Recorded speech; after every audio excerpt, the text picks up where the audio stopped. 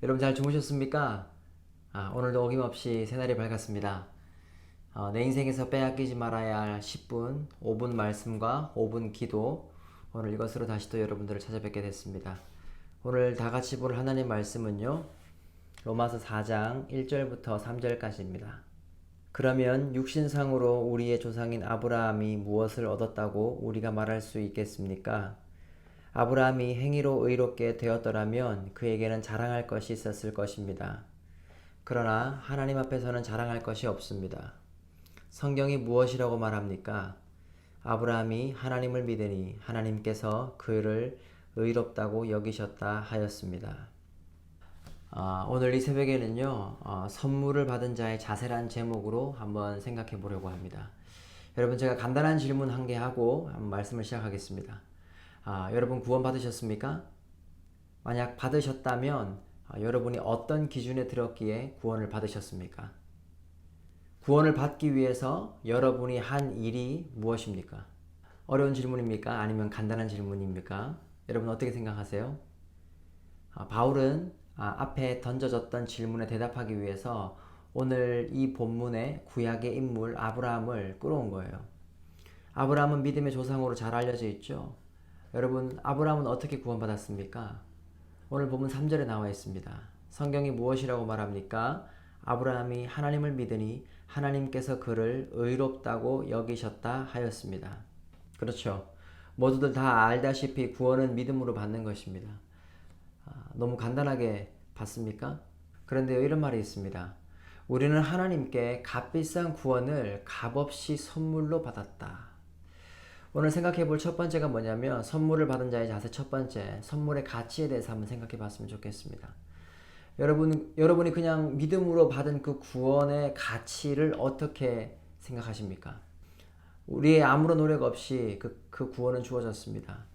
그저 믿음으로 주어진 것입니다. 그렇다고 해서 우리가 받은 것이 아주 값싼 싸구려일까요? 제가 예를 한 개 한번 들어보겠습니다. 자신의 심장이 약하다고 한번 생각해 봅시다. 그래서요, 이식하지 않으면 안 됩니다. 그런데 어떤 아버지께서 자신의 아들의 심장을 떼어서 여러분에게 이식했을 때 값없이 받은 그 심장, 그것의 가격을 매길 수 있겠습니까? 그저 받았다고 해서 그것의 가격을 값싸다고 말할 수 없겠죠. 우리에게 주어진 선물, 구원이 바로 그래요. 하나님께서 예수님을 십자가에 던지시고 하나님께서 우리에게 주신 아주 값비싼 선물입니다.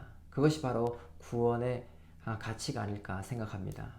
두 번째로 우리가 생각해 보아야 될 것이 뭐냐면 선물을 받은 자의 자세 두 번째, 감사함과 겸손함입니다. 다시 한번 그 이야기로 돌아가 봅시다.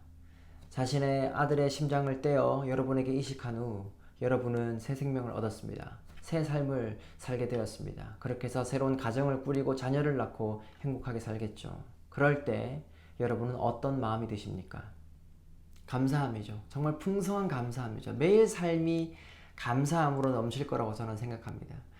그런데 우리의 삶이 그렇게 평탄하진 않잖아요. 때때마다 내가 원하지 않던, 내가 원하던 상관없이 내 삶 가운데는 언제나 고난이 찾아오잖아요. 만약 여러분의 삶에 아주 중요한 시험에 떨어졌다고 한번 생각해 봅시다.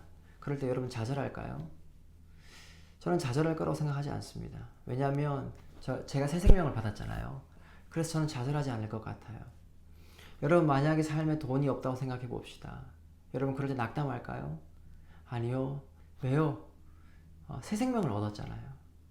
여러분 그것이 바로 구원을 받은 자의 자세, 감사함이 아닌가 저는 생각을 해봐요. 사랑하는 여러분, 그래요. 예수님을 믿고 값없이 받은 구원의 감격이 있는 사람은요, 매일매일 감사가 넘칠 거라고 생각합니다. 왜요? 죽었다가 새로 살아났잖아요. 그것이 바로 구원이잖아요. 그런데 아무런 값을 지불하지 않았습니다. 우리의 행위의 어떠함이 아닌 전적인 하나님의 은혜이죠. 이것이 바로 구원입니다. 그래서요, 우리는 그것을 자랑할 수 없습니다. 2절 보십시오. 아브라함이 행위로 의롭게 되었더라면 그에게는 자랑할 것이 있었을 것입니다. 그러나 하나님 앞에서는 자랑할 것이 없습니다. 그래서요, 저는 이렇게 생각해요. 구원을 깊이 이해하고 묵상하는 사람은 언제나 겸손해요. 스스로 자신이 구원받을 수 없는 정말 죄인 중에 죄인이라는 것을 깊게 안다면 더욱더 겸손해질 수밖에 없는 것이죠. 말씀을 정리하겠습니다. 여러분, 오늘 하루 여러분에게 주어진 그 구원의 가치에 대해서 한번 깊이 묵상해 보십시오. 그리고요, 그 구원을 소유하고 있는 우리는 과연 어떠한 남편이 되어야 하고 어떠한 아내가 되어야 하며 또 어떠한 부모 그리고 교회의 일원이 되어야 하는지를 한번 묵상해 보시면 오늘 귀한 새벽 될 것 같습니다. 우리 같이 한번 오늘 말씀을 붙들고 한번 기도하도록 하겠습니다.